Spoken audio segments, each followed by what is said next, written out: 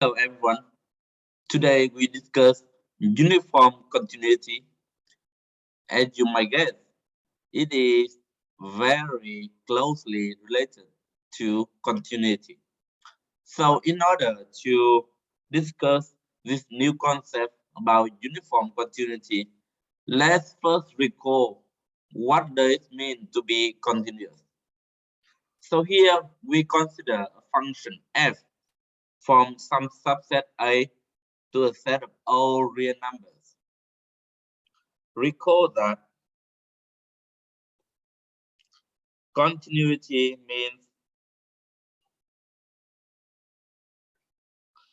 given epsilon bigger than 0 and some point C inside this subset A, there exists some delta depending on epsilon such that if x minus C is smaller than delta in absolute value, then fx minus fc is smaller than epsilon in absolute value.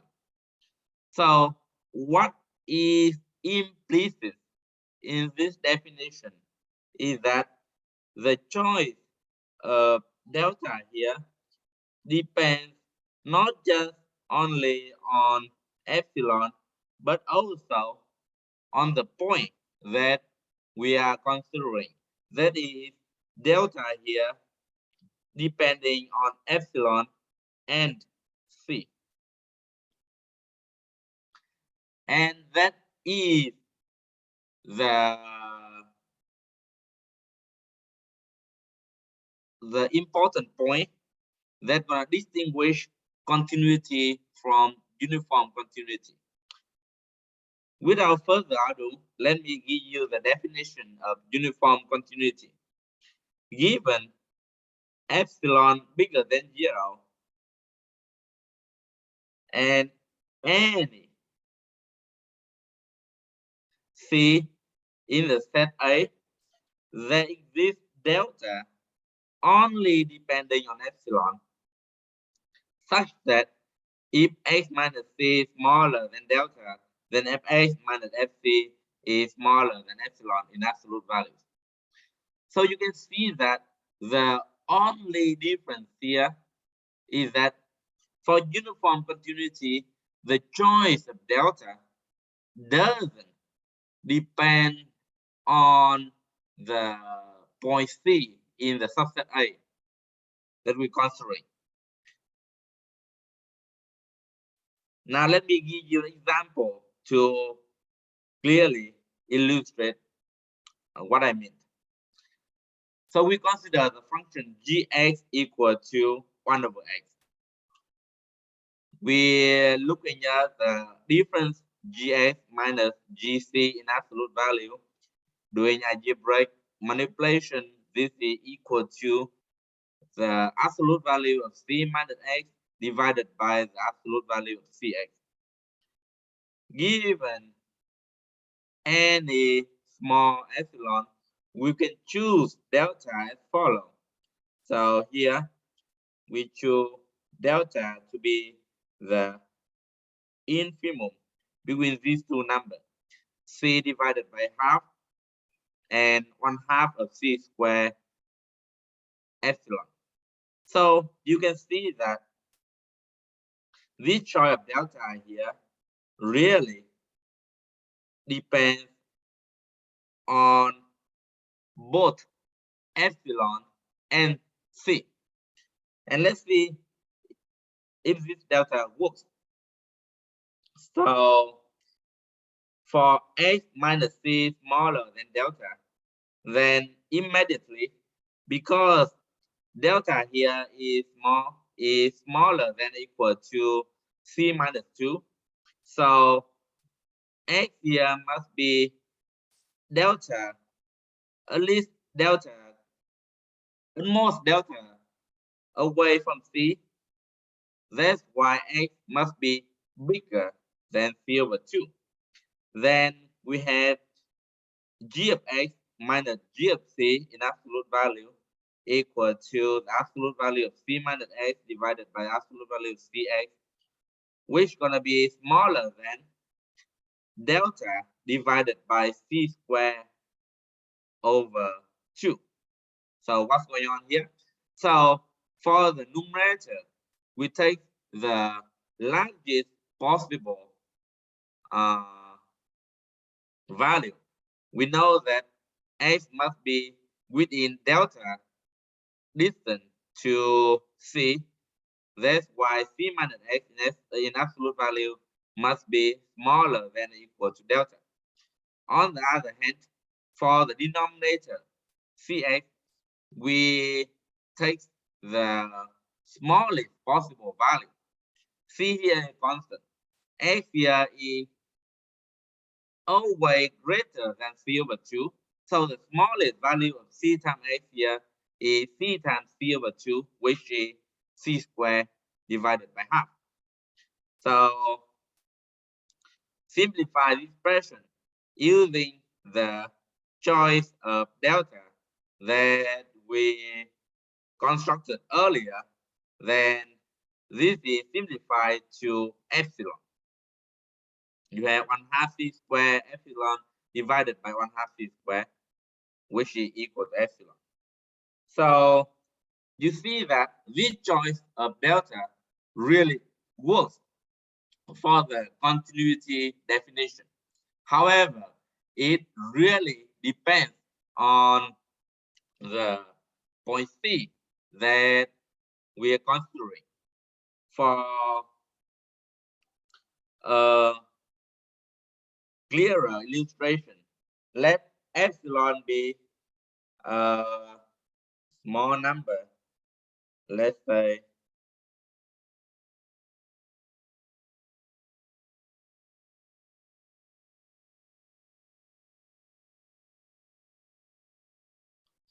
let's say 1/2.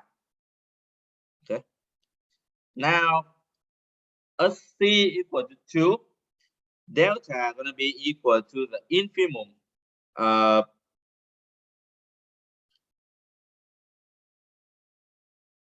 2 divided by 2 and 1/2 2 square epsilon.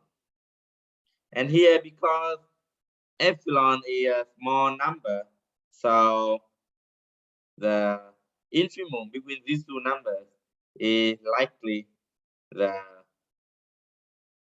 second one, 2 epsilon. As c equal 1/2. On the other hand, we have also delta equals the infimum of 1/2 divided by 2 and 1/2 times 1/2 square epsilon. And again, because epsilon is a small number, so in this case, the infimum is going to be equal to 1/8 epsilon. And you can see that as we let c going closer and closer to 0, delta here actually going closer and closer to 0 as well. So we can see what's going on in this picture. So here is the function gx equal 1 over x, and we chose 2 points, c equal 1/2 and c equal 2. And then now for a c equal 1/2, let me draw the epsilon neighborhood here. So the epsilon neighborhood, because we choose epsilon to be small, roughly 1/2. So this is the epsilon. Let me use another color here for better illustration.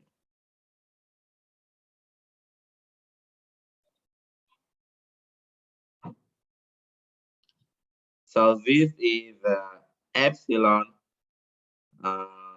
neighborhood when c equal 1/2. As c equal 2, then we also have another epsilon neighborhood. Just for the purpose of illustrating the continuity definition. since the choice of epsilon is fixed, the epsilon neighborhood look roughly the same. However, in corresponding, the delta neighborhood look quite different. So when x equal 2, the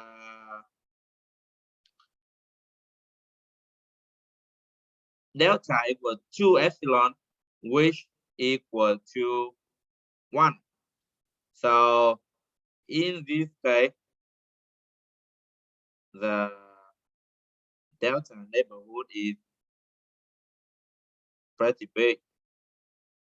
So this is the delta neighborhood. And it's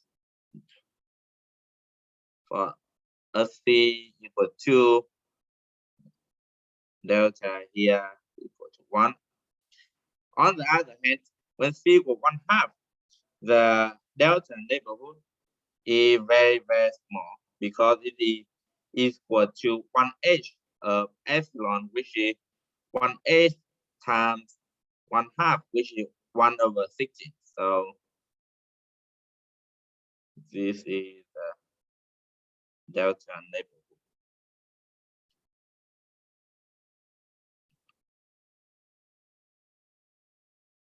When delta is 1/60. So you see, it is clear in this picture that for the continuity definition, the choice of delta really depends on the point that we considering. At C equal 2, you have one delta neighborhood, which is pretty big. At C equal 1/2, we have a very, very small delta neighborhood. And if you draw further points, you can see that as C approaching 0, delta is approaching 0 as well. Now, here is another example. The function f of x equals to 2x. Then the absolute value of the difference between fx and fc equal to 2x minus 2c in absolute value, which equals to 2 times the absolute value of x minus c. So given delta bigger than 0 and any c, we can choose, given epsilon bigger than 0 and any c, we can choose delta to be epsilon divided by half. Then for x minus c smaller than delta in absolute value, then fx minus fc in absolute value is equal to 2 times x minus c, which is smaller than 2 delta. And because of the choice of delta, 2 delta equals 2 times epsilon divided by 2, which is equal to 2 epsilon. So in this case, we see that the function satisfies the definition of uniform continuity. And as a consequence, we say that the function f of x is uniformly continuous.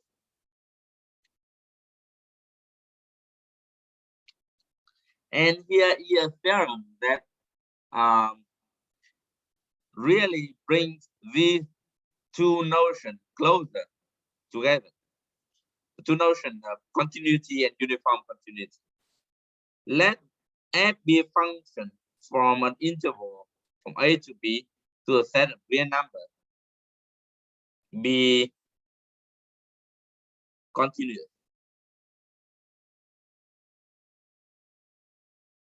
Then f is uniformly continuous on this closed interval from a to b. So earlier, I just said that continuity and uniform continuity are two different concepts, closely related to each other, but they are different.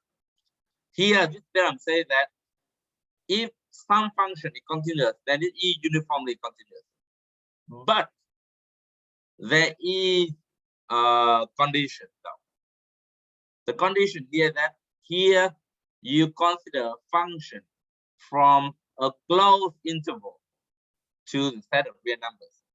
As we saw from our previous discussion, continuous function on closed intervals display very, very interesting and special properties. And that also applicable to this case. So the theorem here can be considered as another example of how a continuous function on a closed interval is special. So in short, the function g of x, which equals 1 over x, is not uniformly continuous on the interval from 0 to infinity, or actually any interval from 0 to some positive constant a. But this same function is uniformly continuous on a closed interval, let's say from 1 to 2. So what's going on? As we saw earlier, as t approaching 0, delta approaching 0. So it is impossible to choose delta for every c as long as the interval contains any positive in numbers bigger than 0. However, if we restrict ourselves to the closed interval 1/2, then it's possible to choose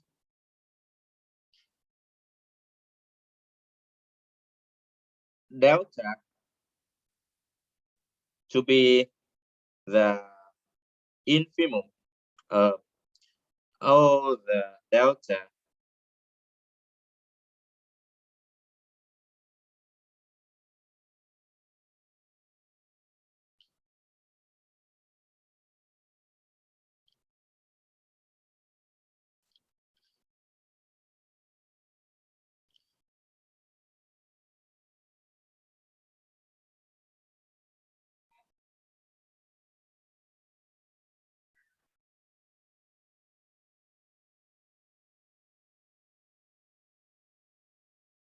So for each value of c, we know we can choose delta for a given epsilon. That is a fact that we saw earlier.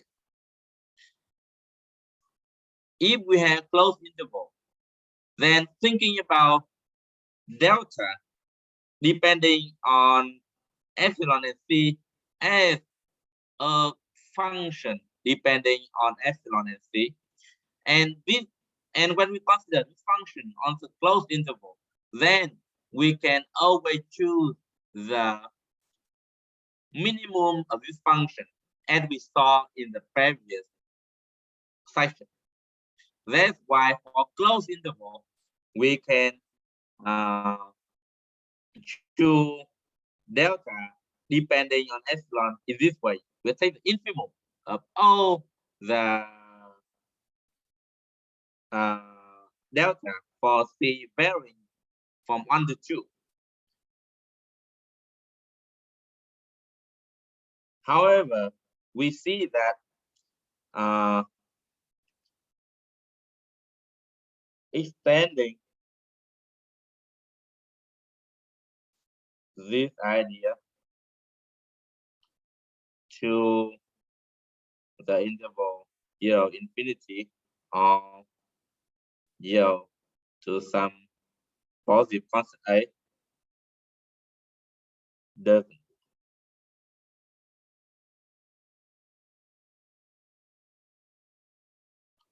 Why? Because if we choose delta depending on epsilon in this way, then it must be 0. And that is not good for verifying the definition. Recall that in the definition, for any epsilon bigger than 0, we would like to have a non-trivial delta bigger than 0. The neighborhood must contain more than 1 person. So that's why the function g of x equals 1 over x is uniform continuous on a closed interval 1 to 2, but not uniformly continuous on an open interval like 0 to 8. So we see that the uniform continuity concept really depends on the choice domain that we consider. For a given function on certain domain, it is uniform continuous, on other domains is not. And how do you detect the domain that the function is not uniform continuous? Well, one thing to consider is that for the function 1 over x, when x approaching 0, this function actually approaching infinity.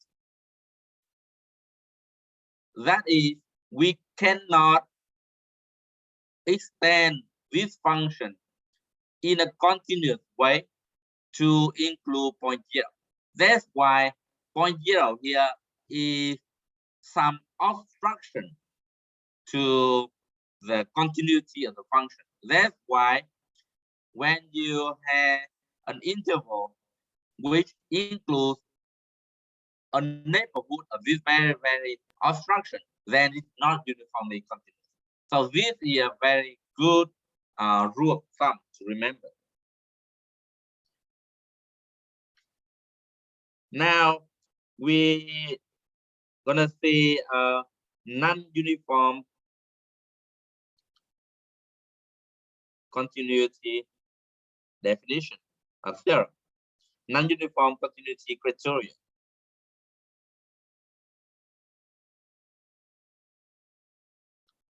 And this is essentially just the negation of the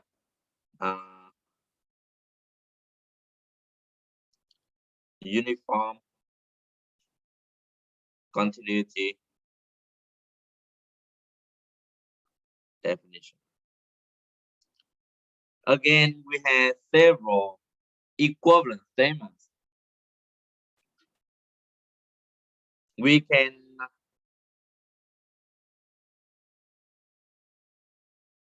state the result in terms of an epsilon delta definition, epsilon delta statement, or by a sequential criteria. So part A, f is not uniformly continuous on some subset A. That is equivalent to part B, which says that there exists epsilon 0 greater than 0, such that for every delta bigger than 0, there exists x depending on delta, c depending on delta, such that x delta minus c delta smaller than delta, and fx delta minus fc of delta bigger than epsilon. Really, it's just a negation of the epsilon delta definition of uniform continuity. Now, this is also equivalent to a sequential criteria. There exists epsilon 0 bigger than 0 and sequence Hn Cn such that the limit of Hn minus Cn equal to 0 and Fxn minus Fcn is bigger than epsilon 0. So epsilon 0 here is a fixed small number. we can choose sequences Sn and Cn which getting closer and closer to each other. The difference of Sn and Cn is approaching 0, but the difference in the output Fxn and Fcn is always greater than epsilon 0. And this sequential criterion is very, very useful because it's much easier to check than an epsilon delta definition. So here is example. Again, we consider the function gx equal 1 over x. We can choose the sequences in this way: Sn equal 1 over n, Cn equal 1 over n plus 1. So obviously, the difference here is going to 0. On the other hand, when we look at the difference in the output, then it's always equal to 1. That's why we see the function is not uniformly continuous. Now, another concept which is closely related to what we discussed earlier is about Lipschitz function. Again, we consider a function f from some subset A to a set of real numbers. F is said to be Lipschitz even only if there exists some constant k such that fx minus fc in absolute value is smaller than or equal to k times x minus c in absolute value for all x and c in the subset A. In other words, this is equivalent to the inequality fx minus fc divided by x minus c in absolute value is smaller than or equal to k. And this, the expression on the left hand side here, really is the slope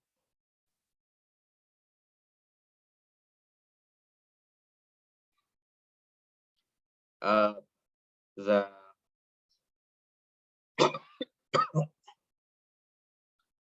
line joining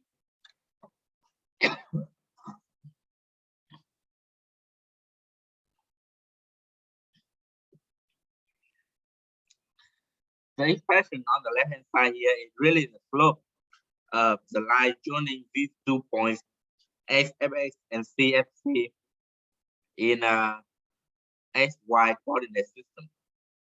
In other words, a function is Lipschitz if and only at each point the slope of a tangent line to this to the curve representing this function is smaller than a fixed constant. So that is the geometric interpretation of the Lipschitz condition. Now we have a theorem which tells us why this Lipschitz condition is closely related to the notion of uniform continuity. If a function f is Lipschitz for some constant k, then f is uniformly continuous. The proof here is very straightforward. Given epsilon bigger than 0, we want to have to choose delta depending on epsilon. So we leave it blank for now and go back to it later. What we want to show is that for n minus c smaller than delta, we have fx minus fc to be smaller than epsilon. Because the function is Lipschitz, we had to make use of that inequality associated with the Lipschitz condition. That is, fx minus fc in absolute value is smaller than k times x minus c in absolute value. So this is the Lipschitz condition.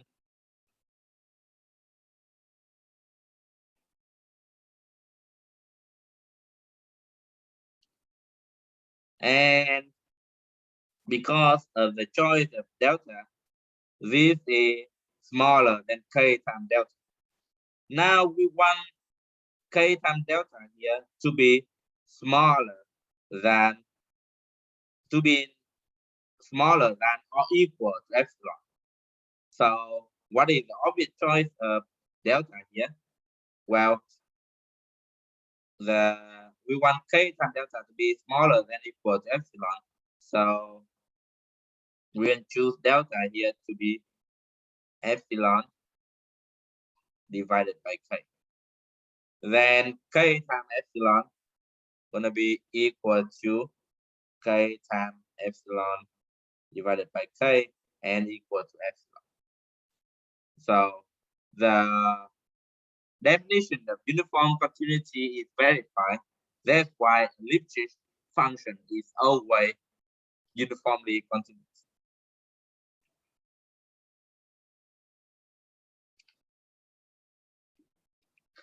Now we consider the function f(x) equal x squared and the set a here to be the interval from 0 to 100. We, in order to show that this function is Lipschitz, okay, I want to show f is Lipschitz. So we need to estimate the difference of fx minus fc in absolute value. This is equal to x squared minus c squared. Doing algebraic manipulation, we reduce it to x minus c times x plus c. X minus c is a term that appears in the definition of the Lipschitz condition. So we